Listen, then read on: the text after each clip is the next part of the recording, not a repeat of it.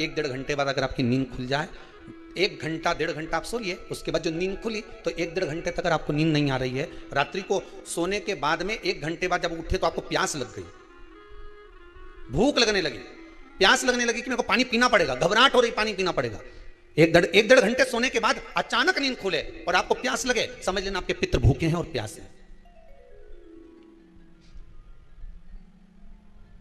वो भूखे और प्यासे हैं, उनको जल की जरूरत है।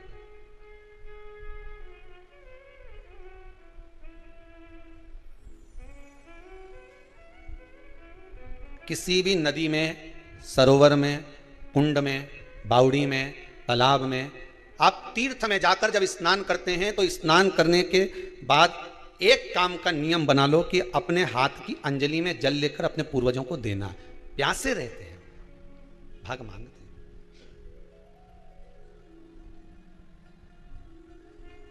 भाग प्राप्त करना।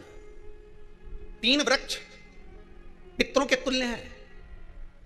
नैमिषारण्य की कथा में भी कहा था 3 वृक्ष पितरों के तुल्य हैं। पहला पीपल, दूसरा बट वृक्ष, तीसरा बेलपत्र का वृक्ष। ये पितरों के तुल्य हैं। अगर आपको रात्रि में नींद नहीं आ रही है, ऐसा लगता है कि रात्रि को 1 घंटा 1.5 घंटा सोने के बाद कुछ गलत गलत विचार आने लगते हैं, नींद सुबह 3 बजे तक 4 बजे तक नहीं आती, 4 बजे के बाद फिर नींद आती है, तो एक प्रैक्टिकल जरूर कर देखना। एक प्रैक्टिकल करने में क्या जाता है, प्रयास करने में क्या कुछ जाता है क्या?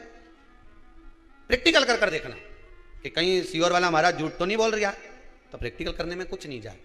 1 लोटा पानी लो, उसमें थोड़ा सा कच्चा दूध डाल लीजिए, श्राद्ध पक्ष चल रहा है, बेलपत्री का पेड़ या पीपल का पेड़ या बट का पेड़, इन पेड़ के नीचे ले जाकर उस दूध को दोपहर में सुबह 10 बजे से लेकर 12 बजे के बीच में ले जाकर चढ़ा दीजिए। रात्रि को फिर ना आपको प्यास लगेगी, ना भूख लगेगी, नींद एक बार लगी तो सुबह ही खुलेगी। प्रैक्टिकल करने में क्या जाता है? पानी डालने में तुम्हारा कुछ जाएगा? अरे बोलो तो सही, हमें 10 रुपया का दूध जरूर उसमें, और तुम इतनी चतुर हो, इतना सारा दूध थोड़ी डालोगी, तो 2 चिल्ली डालोगे। कहाँ तुम इतना डालने वाली हो?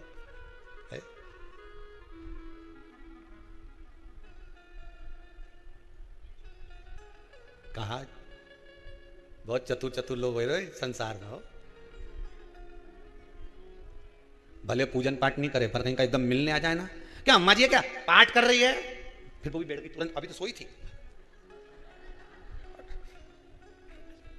तुरंत। क्या पंडित जी हैं क्या, उनसे थोड़ा सा काम है, अभी माला जप रहे हैं, मालूम पड़े पंडित जी तो आराम से सेव फल खा रहे थे, अब प्लेट सोफा के नीचे घुसे तुरंत।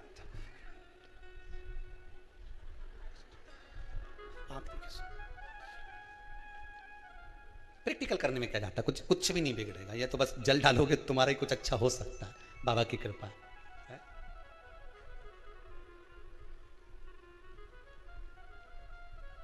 3 वृक्ष पितरों के तुल्य हैं।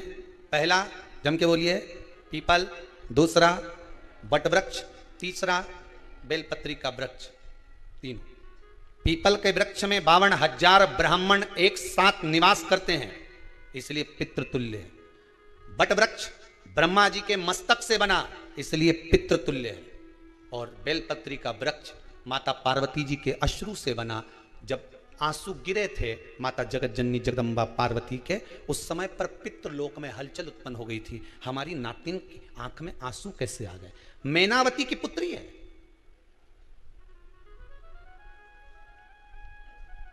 पितरों की नातिन, इसकी अश्रु कैसे गिर गए?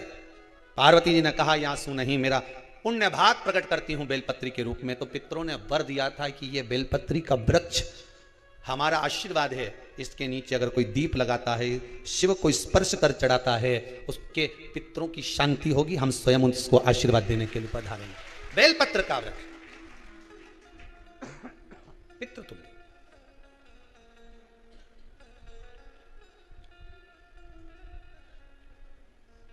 तो रात्रि को अगर भूख लग रही है, प्यास लग रही है, तो पितृदोष है। दूसरा पितृदोष का लक्षण बताया, घर में कोई शुभ कार्य ना हो, वंश की वृद्धि ना हो, 1 रुपये कमाओ 1.25 रुपये खर्च हो रहे हैं, पैसा 10 जगह से कमाई आ रही है पर घर में टिक नहीं पा रही है, आया गया, पितृदोष है। जरा सी कटोरी पड़ी है उसके पीछे विवाद चालू हो जाए, पानी ढुल गया उसके पीछे विवाद हो जाए, या छोटी छोटी बात में घर में क्लेश मचा हुआ है, पितृदोष है, समझ लो हमारे पूर्वज हमसे खुश नहीं, प्रसन्न नहीं। कोई कहता है गुरुजी श्राद्ध बड़े बेटे को करना चाहिए कि छोटे को करना चाहिए? शिव महापुराण की कथा कहती है अगर जायदाद का पूरा हिस्सा बड़े ने लिया हो और तुमने अपनी माता का दूध ना पिया हो तो एक ही को कर लेने दो। अगर माता का दूध पिया है और अगर एक अंगूठी भी ली है, जरा सा एक कपड़ा भी अगर सास का लिया है, तो श्राद्ध तो तुझे करना ही पड़ेगा, करना ही पड़ेगा। तूने मेरा दूध पिया है तो बिल्कुल जम के तो बोलो। अगर तुमने उनका कुछ खाया है तो अब एक काम और हो सकता है, गुरुजी वो श्राद्ध अगर हम नहीं करें और बड़े भैया करें और हम उन्हीं के यहाँ चले जाएं तो चले जा, मना कौन कर रहा है? पूड़ी का तेल तू ले जा, खीर का दूध 2 थैली तू खरीद के ले जा, जितना वहां वो सेवा करे उतनी सेवा तुम करो। गलत है क्या? जायदाद का भी तो हिस्सा किया था। सुई की नोक के बराबर नहीं दूंगा ने, ईंट इधर खसकी है तो हमारी इधर खसका दीजिए। हमारी बसियत में इतना लिखा है तो फिर बसियत में ये भी लिख के जाना चाहिए था। मैं तो कहूँ सबके तुम डरो मत ही रहे, एक भी जब छोरा छोरी के जब सब सामान प्रॉपर्टी दो ना, जमीन दो ना, जायदाद दो ना, सारा सामान छोरा छोरी के दो तो उनके लिख के भी जाओ कि हमारी श्राद्ध कर दे अच्छे से, नहीं तो भूतड़ी बन के सताऊंगी।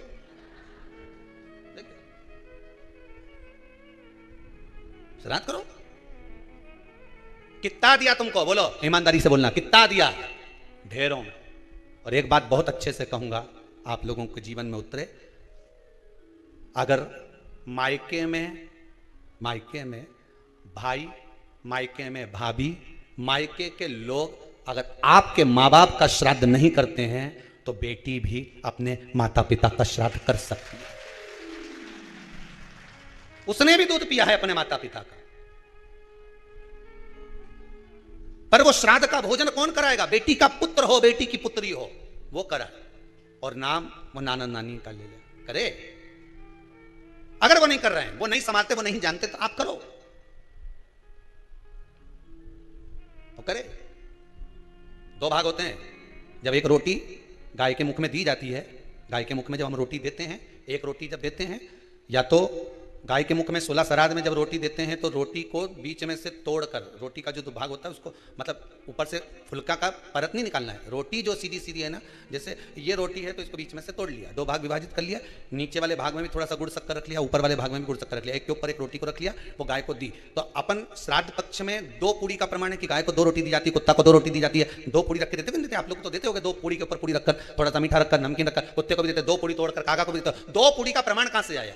2 भाग रोटी के टुकड़े का प्रमाण कहां से आया? श्राद्ध पक्ष में ही ऐसा क्यों किया जाता है? बाकी के समय पर तो कोई ऐसा 2 पूड़ी का प्रमाण ही नहीं, पर श्राद्ध पक्ष में ये क्यों कहा जाता है कि पूड़ी के ऊपर पूड़ी रख दे, उसमें मीठा रख दे, खीर शक्कर रख दे, गाय को दिया, कुत्ते को दिया, कागा को दिया, ऐसे क्यों कहा जाता है? उसका कारण क्या होता है? उसका केवल एक कारण है, जो नारी ने भोजन का निर्माण करा है, जो घर की बहू भोजन बनाई है, जो घर की बेटी ने भोजन बनाया है, घर की माता ने भोजन बनाया है। महाराज, पिता पुरुष एक कुल को तारता है, बेटी 2 कुल को तारती है। जब श्राद्ध पक्ष में 2 भाग रोटी के कर गाय को देती है तो 1 भाग तो उसके ससुराल वालों को मिलता है।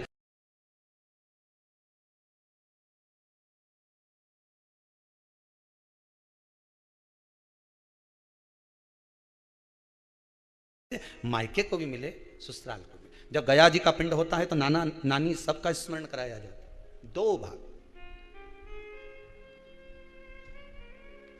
पुण्यता प्राप्त। अब लोगों को मालूम तो है नहीं कि 2 पूड़ी क्यों रखते हैं, उसका कारण वर्णित है शास्त्रों, दोनों पक्ष तारने के लिए, दोनों पक्ष का स्मरण कराने के लिए। महाराज बिंदु प्रेत योनि में पड़ा, चंचुला देवी उनके मोक्ष का प्रयोजन कर रही है, प्रयास कर। क्या करा जाए कि इनको मोक्ष मिल जाए? कहा शिव महापुराण की कथा।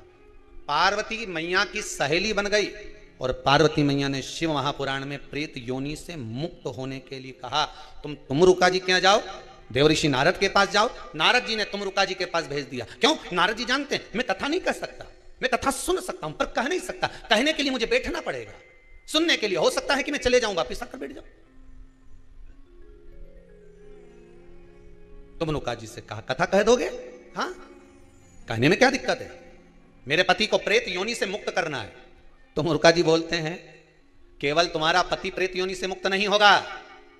तुम रुका जी ने शिव महापुराण में कहा, सुनो चंचुला देवी, केवल एक व्यक्ति शिव पुराण से नहीं तरता, इस बिंदुक जैसे ना जाने कितने प्रेत इस वायुमंडल में घूम रहे होंगे, ना जाने कितने पितर, ना जाने कितने आहूत, ना जाने कितने वासुक इस वायुमंडल में घूम रहे होंगे।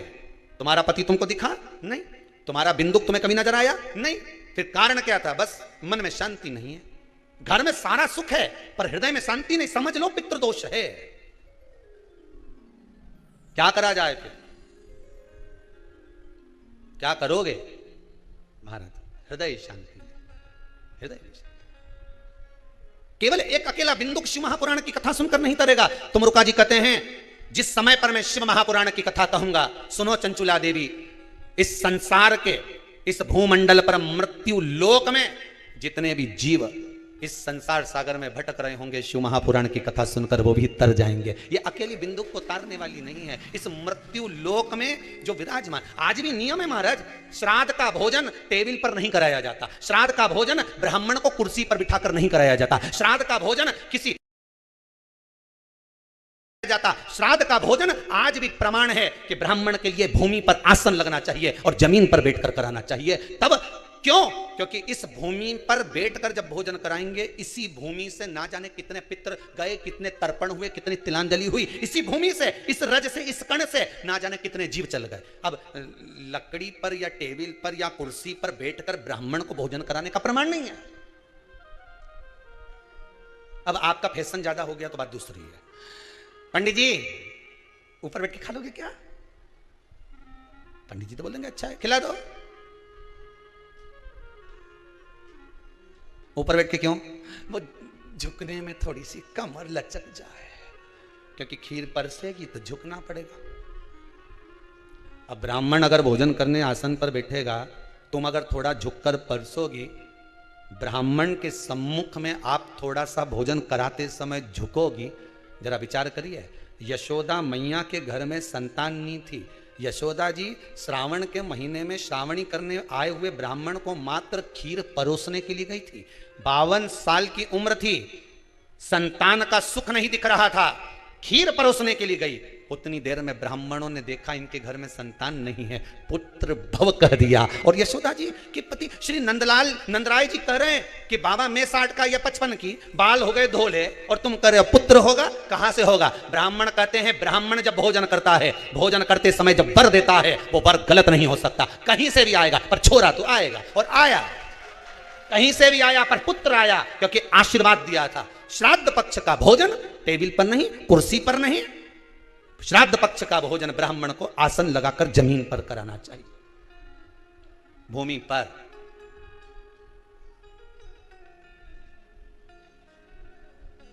अब आजकल के ब्राह्मण भी थोड़े नीचे, अगर हम टेबल पे ही जिम लें तो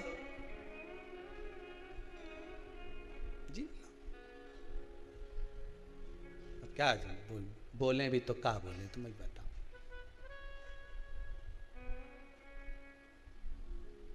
थोड़ा सा भाग भूमि का हो महाराज,